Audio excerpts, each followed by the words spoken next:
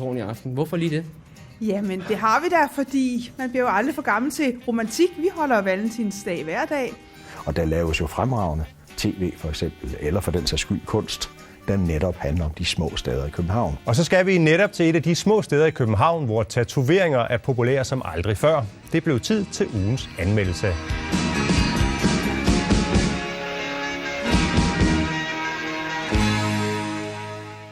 Har du en tatovering? Det har jeg faktisk. Det har jeg fået lavet, efter jeg har set Tattoo-salongen på TV3+. Jeg vil simpelthen ikke lade være. Programmet er en dansk udgave af de meget populære tatoveringsserier, som startede i USA med Miami Ink i 2005. Den danske udgave ligger sig rimelig tæt op af sine udenlandske forbilleder. Serien går i al sin enkelhed ud på at følge livet på en tatoveringssalon. Det er en ret voldsom beslutning at lade sig permanent bemale, og derfor ligger der også tit en ret god historie bag. Når man dertil lægger en masse trænede kroppe og bar hud, ja, så har man den perfekte location. Hos Tattoo-salongen, som så egentlig hedder The Old Barbershop, og også gør det i piercinger, er der simpelthen stopfyldt med gode historier og farverige karakterer. Så er den store dag kommet. Ja, det bliver dejligt. Ja. Jeg skal lave et portrætbillede af min hund. Min lille dreng, jeg har haft siden han var 7 uger. Han har altid været der for mig, så han vil have siddende på mig, så han altid er hos mig. De sjoveste og mest kulørte er indehaveren selv, Morten, og hans første styrmand, Jonas. Lige præcis. De to er seriens helt store scoop. Det var faktisk, da jeg lavede lynet på Jonas, at vi blev rigtig gode kammerater. Det var vores første veninde-ting. Det var det grimme lyn, vi begge to har. I modsætning til deres amerikanske forbilleder, som er både småplatte og selvhøjtidelige, besidder de her to så ufatteligt meget lune og smittende livsglæde, at man bliver helt varm om hjertet. Jeg tror, vi har det sådan rimelig frit, at der er ikke så meget chef-ansat forhold. Det er sgu rimelig frit. Og så er de helt enkelt bare fascinerende at se på med deres old school blazer og butterflies, kombineret med kulørte sømandstatoveringer og eksotiske piercinger. Wow! Det bedste ved dem er helt klart, at de ikke er sådan lige at sætte i bås.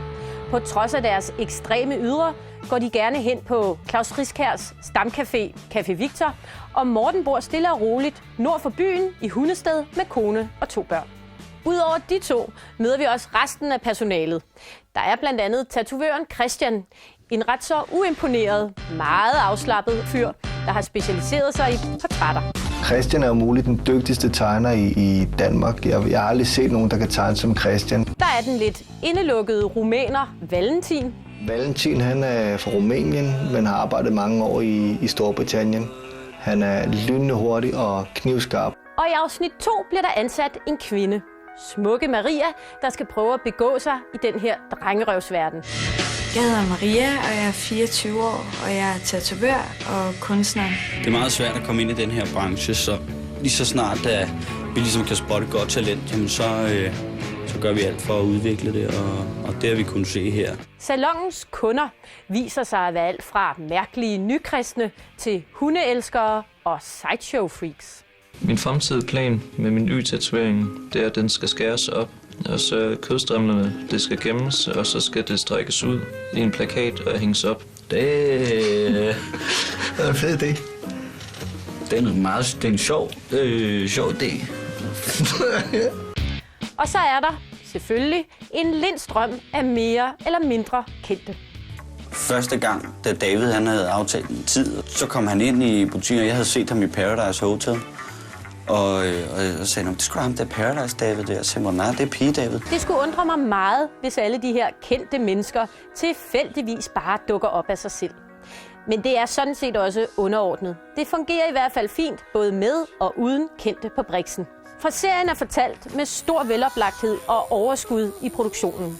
Ikke nok med, at der er brugt masser af tid i redigeringen til at få de forskellige historier til at leve, så har man også reaktioner fra de ansatte, kombineret med smukke studieoptagelser af de forskellige tatoveringer. Det skaber masser af variation og dynamik, og man føler sig sindssygt godt underholdt hele vejen igennem. Men prøv selv at lade dig forføre af butterflies og sømandstatoveringer. Det sker her til aften kl. 21 på TV3+.